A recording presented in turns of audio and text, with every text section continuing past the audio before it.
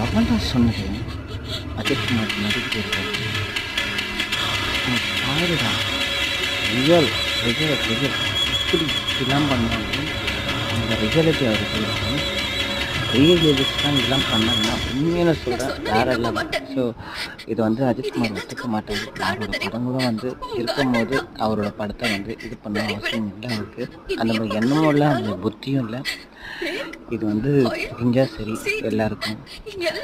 அவர் இப்போ எந்த உச்சத்தில் இருக்காரு, அந்த உச்சத்துலேருந்து ஒரு தலக்கணம் கூட இல்லாமல் அவர் தன்னந்தனியாக எல்லாருக்கும் என்னென்ன பண்ணணுமோ அது பண்ணிட்டுருக்காரு.